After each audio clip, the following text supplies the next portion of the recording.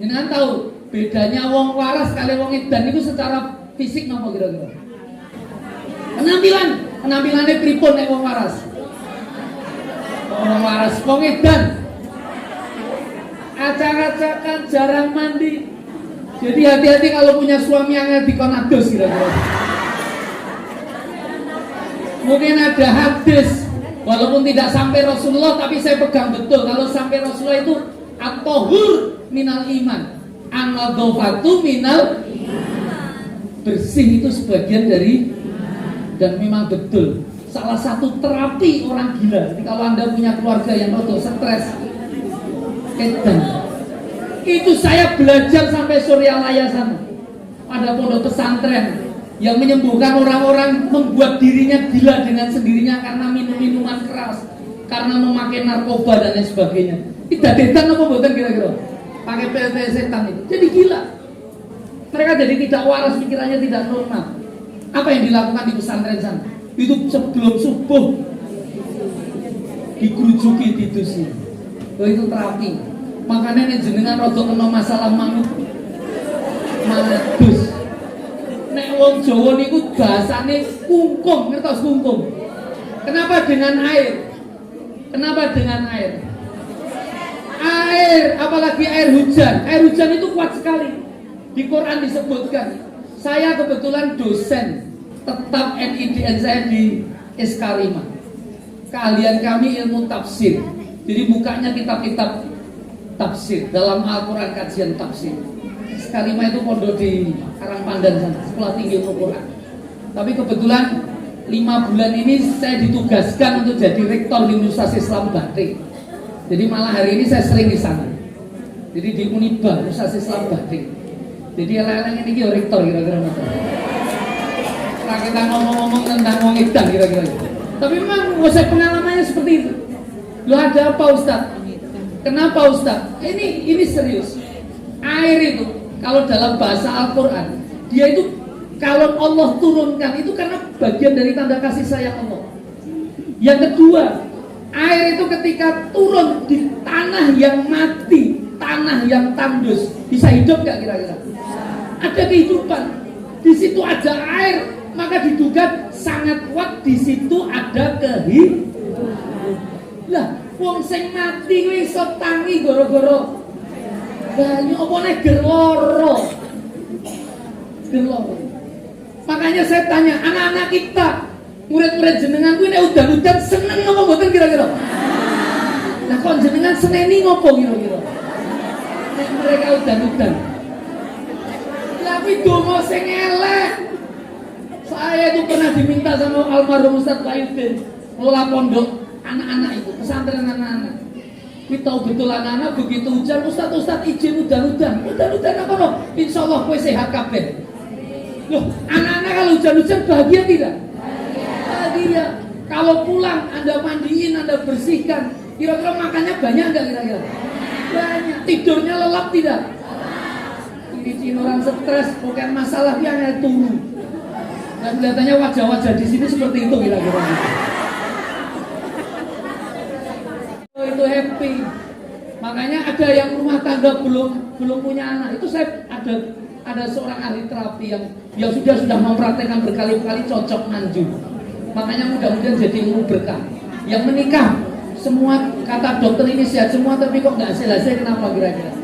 Itu bukan karena sekedar Allah belum mengizinkan, tapi bisa jadi kurang happy-nya itu yang kemudian bermasalah, kurang ikhlas terus. Maka salah satu terapinya, dan dia sudah saya praktekkan berkali-kali pasangan mesti akhirnya punya anak buta. Ini raja mah niki mboten kula kandhak gitu. Karena ya wedok kabeh kira-kira balasan jenengan jadi guru yang kebetulan punya ilmu. Oh kenapa Ustaz? Wis suami istri konan udan-udan. Lho apa udan-udan kok terus dia anak nggih boten baru udan-udan kumpul ning kamar kira-kira ngoten. Lho niku berkah. Artinya semangat. Lho apa gitu Ustaz? Loh, itu jadi terapi dengan doa karena turunnya hujan itu doa-doa jadi ijabah. Lah saya kembali, cirinya orang gila itu acak-acakan, awut-awutan, reget. Nek jenengan resik napa mboten? Ini insyaallah semua mandi tadi pagi. Alhamdulillah. Tadi sudah ada yang dijamak Ustaz. orang masalah. Yang penting pokoknya bersih. Kalau orang gila itu memang nggak suka mandi. Itu salah satu terapi paling kuat didusi. Karena 99% wong edan iki wedi banyu, wedi udan-udan gitu. Jadi udan-udan itu paling takut. Air hujan itu paling takut karena itu menghilangkan setan. Orang-orang yang mudah kesurupan dan seterusnya itu pun. Maka hati-hati kalau diantara Anda kalau udan-udan malah wedi itu hati-hati. Ini hati-hati. Nah itu yang pertama. Yang kedua, ciri yang lain orang gila apa kira-kira? Hah? Sikapnya kayak apa ya? Hah? Tadi dapat hadiah yang jawab tidak suka mandi. Apa? Sikapnya apa? Iya, orang gila itu 5 menit diajak ngomong, kadang awalnya bisa nyambung nih, berarti terus nyambung. Nyenengan ngomong ada yang ngomong Z. Jadi kan gitu. Itu namanya mencela-menceli. Esok tempe, sore deli. Makanya nih jenengan mencela-menceli tidak kilo aja nesu. Karena sifatnya orang gila memang nggak pernah istiqomah. Ketika punya pendapat, hari ini pagi ini ditanya namanya sopo Rini, siangnya namanya sopo Eni. Loh, Rini ora, namaku Eni. Sore sopo Yulia, bengi sopo Eko, kadang-kadang gitu. Kok masa jenengmu Eko? Iya aku Eko. Monggo sing ngomong Eko kadang-kadang gitu. Tapi bukan Eko itu nama laki-laki bisa macam-macam. Itu wong edan iki beda. Nek kok alamate yo ngalor itu ora. Apalagi dapat hadiah ini juga tadi. Emosi. Kenapa emosi kira? Ini yang menarik sebenarnya. Kenapa emosi? Itu sebenarnya dia nggak emosional. Itu nggak emosional. Itu saestu. Di tempat saya kalau nggak percaya nggak ada yang marah-marah. Kecuali ini pas umat ya.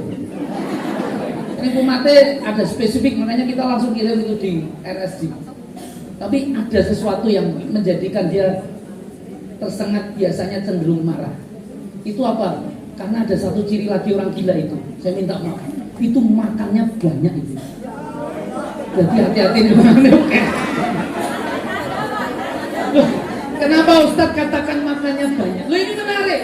Hubungannya dengan puasa, hubungannya dengan Ramadan. Kenapa? Kenapa makanya itu bahkan kalau nggak dapat makanan normal dan baik-baik saja, dia rela cari di tong-tong sampah itu barang basi itu bisa makan. Bahkan saya pernah ketemu itu anaknya juragan catering, nggak usah saya sebutkan namanya, nangis ngajak saya ke kamarnya anak putrinya yang kebetulan kena penyakit itu. Dia cerita itu makanan yang baik saya hidangkan, tapi yang dimakan Ustadz sambil berlinang air mata BAB-nya sendiri. Kenapa kira-kira? Cara makannya orang gila tahu? Kok nggak sih? Berapa? Dikunyah enggak? Hampir tidak dikunyah. Jenengan diajari Kanjeng Nabi Muhammad kalau makan dikunyah tidak? Makanya saya usulkan di Paut Bustanul Atfal, kalau bisa ada kegiatan makan bersama. Piye caranya? Diajari betul cara makan. Karena itu nanti menentukan sikap kehidupan seseorang. Saya tanya, Rasulullah ngajari kita makan berapa kali kunyah? Dengan prakteknya nomor betul. Oh. Kok tiba-tiba boten? Makanya saya prihatin hari ini kalau menghadiri mantenan yang prasmanan, saya minta maaf. Banyak orang yang pakaiannya waras-waras, tapi cara makannya seperti, bukan saya loh yang ngomong loh, jenengan loh yang nyebut. Makanya dia tidak menikmati makanan. Orang yang punya dengan cepat itu tidak, loh makanan itu nikmatnya di mana kira-kira? Di lidah. Rasulullah menikmati betul, maka rasa syukurnya kuat. 33 kali di antara aktivitas. Bahkan ada peneliti Jepang itu yang mengatakan lebih sempurna kalau sampai 50 kali unyan. Sudah masuk. Loh kenapa kok segera secepat masuk itu? Kenapa pertanyaan saya? Oh, lapar itu rasa kenyang. Saya mau beritahu, ini sudah ada risetnya. Saya sudah baca jurnalnya. Itu tidak ditunjukkan dengan banyaknya makan yang kemudian kamu masukkan di perut Anda.